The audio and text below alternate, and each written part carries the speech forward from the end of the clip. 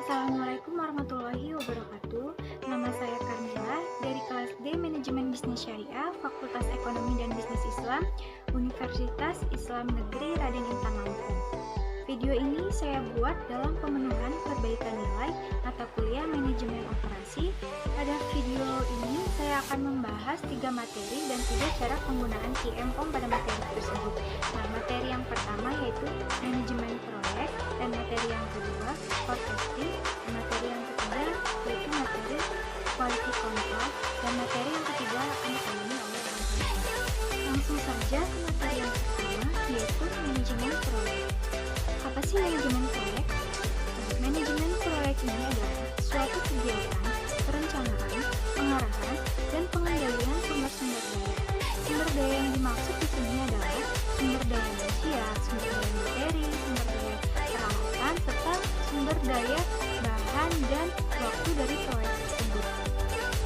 Adapun tujuan dari manajemen proyek ini adalah agar semua rangkaian dari kegiatan proyek tersebut yang kita kerjakan itu berjalan dengan waktu yang telah ditentukan dan agar tidak terjadinya keterlambatan dalam penyelesaian proyek tersebut. Yang kedua adalah agar tidak terjadinya penambahan biaya dari biaya yang telah ditetapkan. Adapun manfaat yang kita peroleh dengan manajemen proyek, yang pertama yaitu proyek yang kita jalankan lebih efisien. Nah, lebih efisiennya tadi lebih efisien dari segi waktu, lebih efisien karena dengan manajemen proyek kita telah mengetahui berapa lama sih proyek yang akan kita jalankan. Yang kedua lebih efisien dari segi biaya. Nah, karena kita telah mengetahui waktu dan dari penyelesaian proyek tersebut, maka kita telah tahu berapa biaya yang akan dikeluarkan dalam proyek tersebut. Jadi lebih efisiennya, jadi kita tidak akan mengeluarkan biaya-biaya tambahan di luar biaya dari proyek tersebut.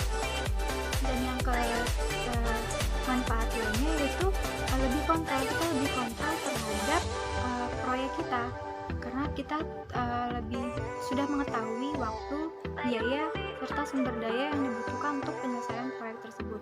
Nah, ada manfaat lainnya yaitu kita bisa menekankan resiko atau kita bisa meminimalisir resiko yang mungkin terjadi pada proyek kita.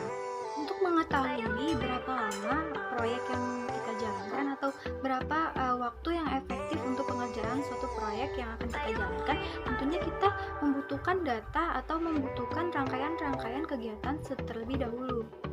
Seperti misal kita untuk membangun suatu gedung, kita membutuhkan fondasi, kita membutuhkan lain sebagainya. Jadi untuk mengetahui berapa lama atau berapa waktu yang efektif untuk pengerjaan suatu proyek itu, kita harus mengetahui rangkaian-rangkaian dari kegiatan tersebut. Materi yang kedua yaitu forecasting atau peramalan. Forecasting atau peramalan adalah aktivitas yang dilakukan untuk memprediksi masa yang akan datang atau memprediksi permintaan suatu barang di masa yang akan datang. Tujuan dari forecasting atau peramalan ini adalah sebagai pengkaji kebijakan perusahaan yang berlaku saat ini di masa lalu dan melihat seberapa besar pengaruhnya di masa yang akan datang, serta dapat meningkatkan efektivitas rencana bisnis. Untuk memprediksi suatu permintaan di masa yang akan datang, tentunya kita membutuhkan data historis terlebih dahulu, data historis penjualan sebelumnya untuk mengetahui permintaan atau peramalan di masa yang akan datang. Dari yang ketiga yaitu quality control. Quality control adalah peninjauan mutu atau kualitas atau proses peninjau suatu kualitas suatu produk sebelum dipasarkan. Adapun tujuan dari quality control yaitu untuk memastikan bahwa barang yang akan dikirim bebas dari cacat dan barang yang akan kita kirim sesuai dengan persyaratan kualitas produk tersebut. Dan tujuannya menghindarkan perusahaan dari kerugian karena mengirimkan barang-barang yang tidak sesuai dengan persyaratan kualitasnya. Untuk mengontrol suatu kualitas produk, kita kita dapat menggunakan aplikasi QM atau Form. Pada aplikasi ini kita dapat melihat berapa produk yang tercetak dalam beberapa kali produksi. Nah, itu dia 3 materi dari saya. Langsung saja kita ke penggunaan QM untuk 3 materi tersebut. Baiklah, ini adalah cara memasukkan data manajemen proyek ke dalam aplikasi Form atau QM. Nah, sebelumnya saya menjelaskan bahwa untuk memasukkan data tersebut kita membutuhkan rangkaian-rangkaian aktivitas serta estimasi waktu di rangkaian aktivitas tersebut. Sebagai contoh, sebuah pembangunan hotel dilaksanakan untuk pemenuhan kebutuhan konsumen. Pada tanggal 1 Mei 2020 disepakati sebagai awal mula pembangunan dimulai. Nah, rangkaian aktivitas yang pertama adalah pembangunan fondasi selama 4 hari. Lalu dilakukan pengecoran tiang selama 2 hari.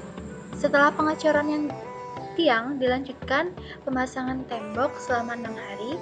Lalu pemasangan listrik selama 2 hari, dilanjutkan dengan pemasangan atap selama 5 hari, dan dilanjutkan dengan finishing selama 3 hari. Aktivitas pendahulunya sebelum pengecoran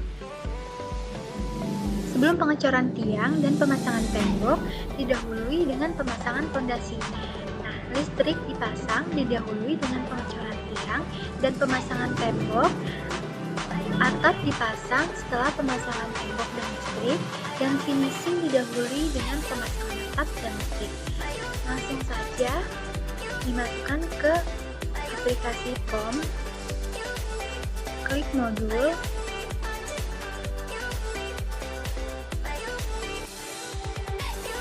manajemen project management, new, singleton estimate. Subtitlenya pembangunan hotel.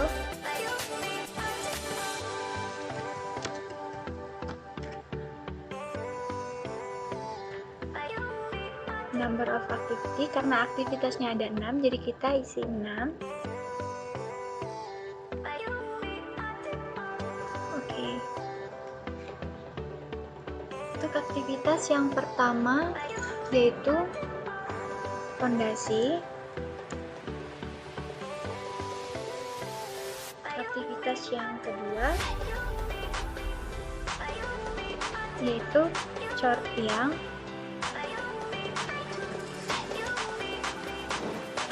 Aktivitas yang ketiga yaitu pasang tembok.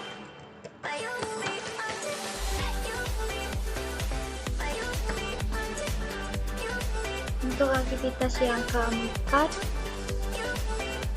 yaitu pemasangan listrik.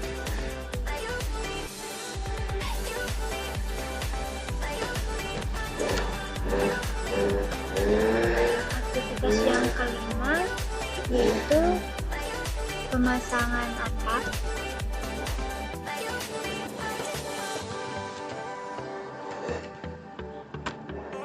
Finishing, yang terakhir adalah finishing. Untuk aktivitas fondasi itu selama 4 hari, cor tiang yaitu selama 2 hari, pemasangan tembok selama 6 hari,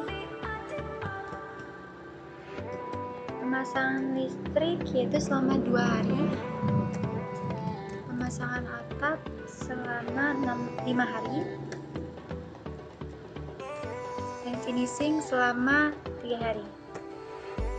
Untuk aktivitas pendahulu cor tiang dan pemasangan tembok didahului dengan pemasangan fondasi. Cor tiang, fondasi, dan pemasangan tembok adalah fondasi juga. Untuk pemasangan listrik didahului dengan cor tiang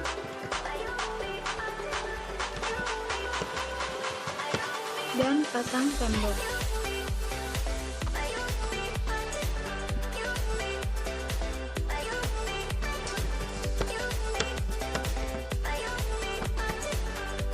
untuk pendahuluan pemasangan atap, yaitu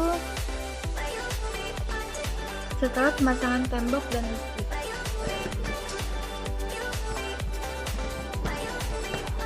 Tembok dan listrik. Untuk finishing, aktivitas pendahulunya pemasangan atap dan listrik. Listrik dan pemasangan atap. Pemasangan listrik dan pemasangan atap.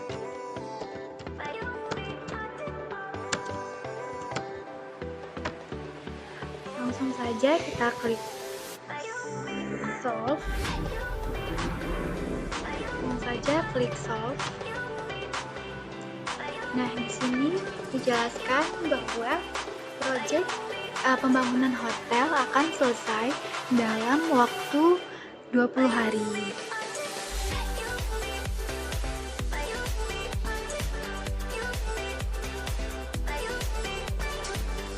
Nah, di sini juga dijelaskan bahwa garis merah ini adalah garis kritis, yaitu garis yang terpanjang dan tidak ada seleknya, yaitu dari pondasi, pasang tembok, pemasangan listrik, pemasangan atap, dan finishing. Nah, di sini juga garis merah ini adalah jalur kritisnya. Sedangkan garis biru ini waktu cepat dimulai, dan garis pink ini adalah waktu penundaan atau waktu paling lama dimulai. Nah, untuk cor tiang dan pasang tembok ini bisa dikerjakan bersamaan. Nah, dan cor tiang ini bisa dimulai di hari ke-4 sampai ke-6, dan bisa juga telat pengerjaannya mulai dari tanggal 8 sampai tanggal 10.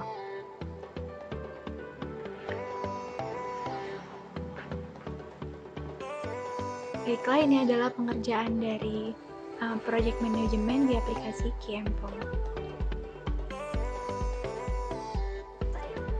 Baiklah, ini adalah contoh untuk materi yang kedua, yaitu forecasting. Sebelumnya, untuk forecasting ini kita membutuhkan data sebelumnya, data penjualan sebelumnya, atau data historis.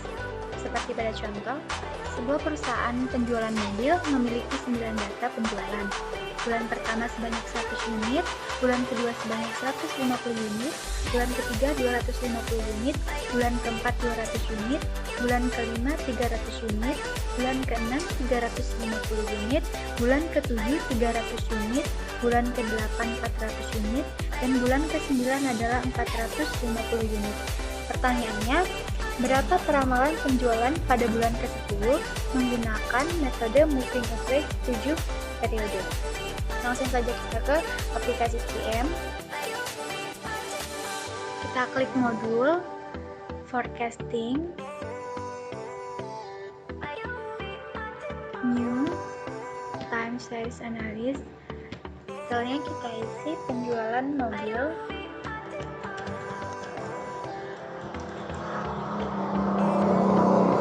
karena data historisnya ada 9, kita isi 9.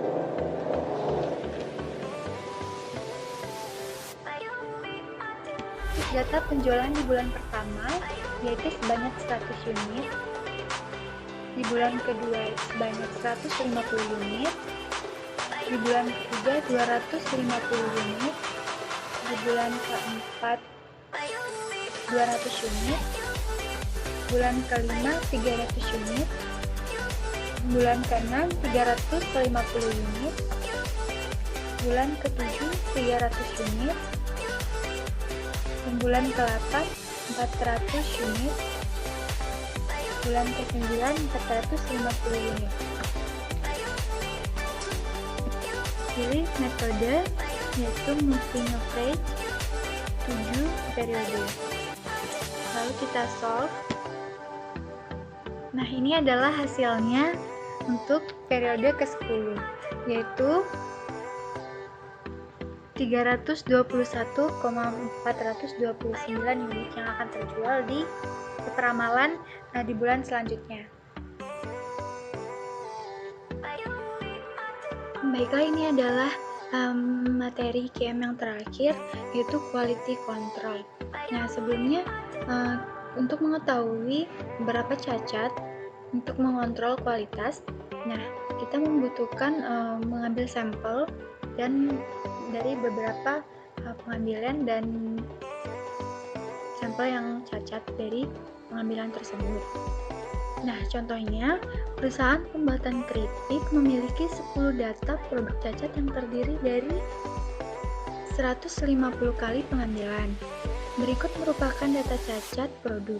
Sampel pertama sebanyak 30, sampel kedua sebanyak 20 cacat, sampel ketiga sebanyak 40 cacat, sampel keempat sebanyak 25 cacat, dan sampel kelima sebanyak 35 cacat, sampel keenam sebanyak 50 cacat, dan sampel ketujuh 15 cacat, sampel ke-8 sebanyak 30 cacat, sampel ke-9 sebanyak 29 cacat, dan sampel ke-10 20 cacat. Nah, pertanyaannya yaitu berapa total cacat dan berapa tidar UCL dan LCL, serta cara menjelaskan kontrol chart. Baik, langsung saja ke aplikasi QM. Klik modul Quality Control, New, P-chart, penjualan keripik,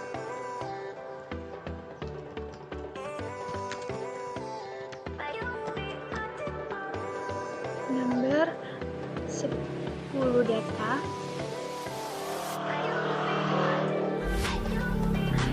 oke. Nah, ini untuk sampel size ini adalah pengambilan tadi, jadi 150.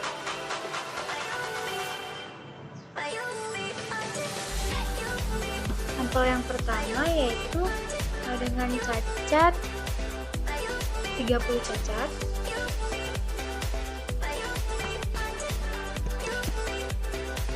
Sampel yang kedua yaitu sebanyak 20 cacat. Sampel ketiga yaitu sebanyak 40 cacat.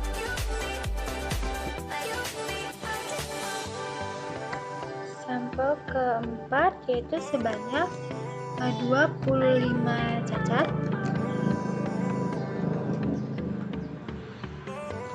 Sampel kelima sebanyak 35 cacat. Sampel ke-6 sebanyak 50 cacat. Sampel ke-7 sebanyak 15 cacat. Sampel ke-8 sebanyak 30 cacat. Sampel ke-9 sebanyak 25 cacat. Dan sampel ke-10 sebanyak 20 cacat.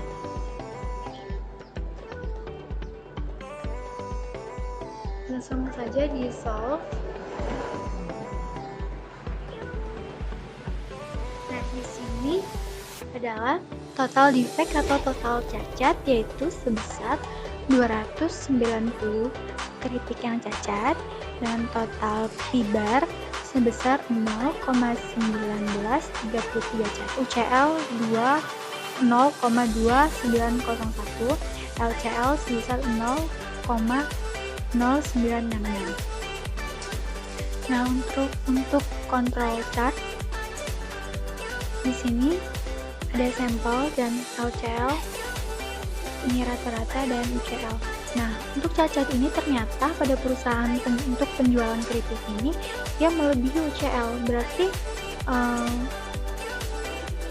bisa saja perusahaan ini mengalami kerugian karena banyak keripik yang cacat. Untuk selanjutnya, produksi selanjutnya, maka diharapkan agar tidak ada terjadinya lagi cacat yang melebihi UCL. Sekian dari penjelasan saya mengenai manajemen project, forecasting, dan quality control.